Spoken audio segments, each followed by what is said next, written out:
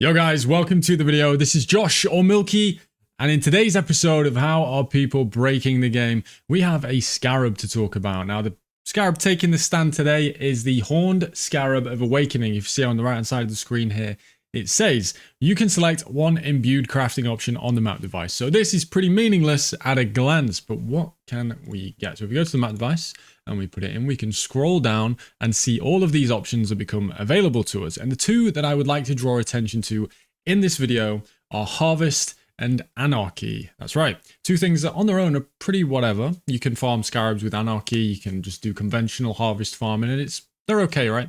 They're pretty good.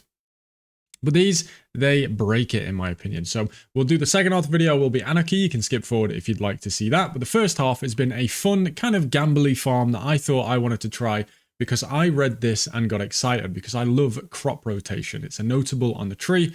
And we'll talk about that in a second. But this reads that harvests in the area have 50% chance for the unchosen crop to not wilt. That means when you click a plot, the plot connected to it won't be consumed, so you'll be able to click another one. And now it also says that harvested plants in the area have 50% chance to spawn an additional monster, so essentially 50% more monsters, 50% more juice. Lovely stuff. So what immediately made me want to try this, as I mentioned, is the crop rotation notable. We're going to my harvest tree. It's called I'm an Idiot because this was a very gambly strategy. You can try this at your own risk. It was good for me. It may not be for you. It kind of depends how the dice roll on that 60% chance to not will, as you do get another 10% from up here, Heart of the Grove. Now, crop rotation says that harvesting crops in your maps has a chance to upgrade the tier of plants of different colors. This means for each purple you click, your yellows and blues will get increased potentially by a tier. So this effect that causes the plots not to wilt means that we're going to get more and more and more chances to upgrade the tier because we're going to be able to click more plots within each given harvest. You may be thinking, why are we blocking yellow given it's the most valuable? And I would not blame you for thinking that, but let's talk about what we've said so far.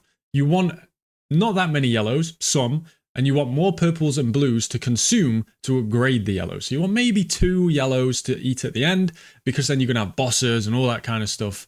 And so I found this to be the best way. The remainder of the tree is just increasing the effect of our maps for more pack size, quantity, rarity, all of which affect harvest, and then some scarabs from all the rare monsters we're going to get, and just some generic stuff at the bottom. It's not that important outside of maybe the altars. Make sure you clear your map before doing the harvest to get the quant rarity shrines, and you're going to be good to go. So we'll come on in and I'll show you an example of something I did. You know, this is just one example. There were times when I had 3 bosses, but here's one explosion of loot as we kill this purple plot.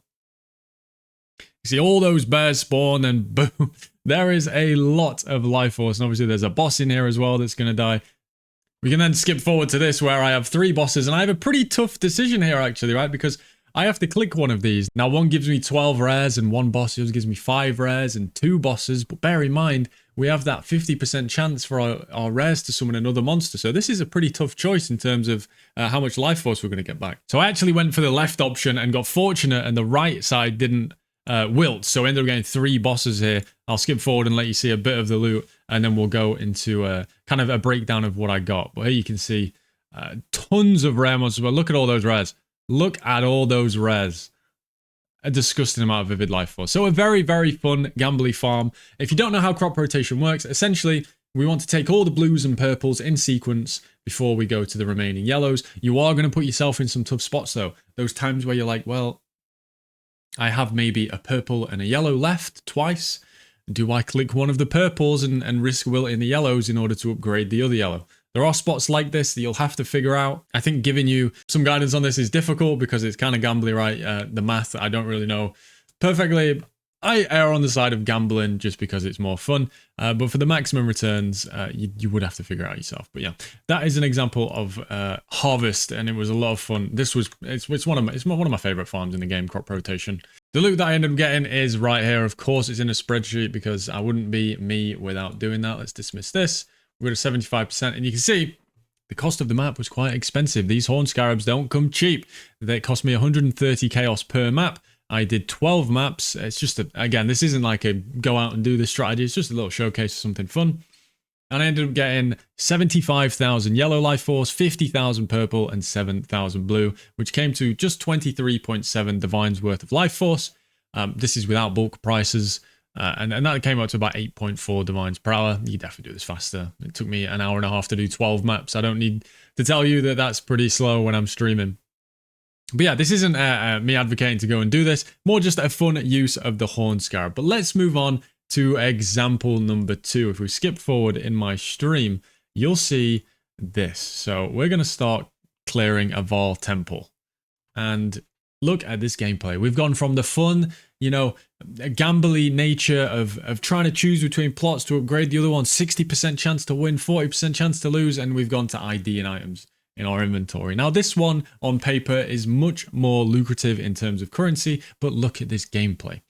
You have to ID so many things, and it gets a bit old very quickly, in my opinion. But we'll talk about what is going on here. If you watched yesterday's video, it's using Vaal Temple, it's using strong boxes, it's using all flames, and all of that to take advantage of the node here. So let's look at Anarchy. Anarchy says that area is inhabited by 3 additional rogue exiles, and that the items dropped by rogue exiles in the area have a 20% chance to be fractured.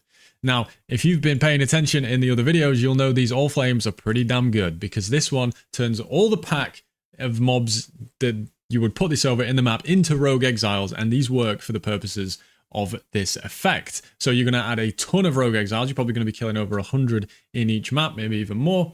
That's if you only use one. For this, I would recommend only using one, as opposed to yesterday where we replaced every mob. I replaced 2 packs of mobs because I didn't have high density. If you do have a high density pack, I would recommend only using one, because you're just going to have too many. You can have too many fractured items. Now there is one thing you could use for this if you've seen this one before. It is the Cloak of Torma Isley, Savant's Robe. This causes found magic items to drop identified. So an option if you want to mess about with this and you want to go farm the items this way. I don't enjoy this strat, but you might. So I want to share strategies that you may also enjoy, not just the ones that I do, because that's all I'm doing here. I'm just trying to show you the cool stuff that gets thrown my way, and then I throw it your way, and we all have a good time. Now, what did we do in terms of putting things in the map device for this one? It's quite simple. We use 1 Awakening Scarab, 3 Ambush Scarabs to guarantee 15 strong boxes, and then you want to run this on a Vaal Temple, as I said. So Vaal Temple has the unique effect, which we spoke about yesterday, of having 10 implicit strong boxes. So you're going to get 25 strong boxes on your map, plus 1 from the Atlas tree, making 26, all of which are going to summon and potentially resummon rogue exiles that are then going to drop fractured items. You're going to get a ton of currency, and I did all right. You know, I've had this divine you saw from earlier in the video was from this dump tab. This is just 1 map's worth of fractured items that I picked up and thought were good enough to keep. There was plenty that I picked up that weren't good enough to keep.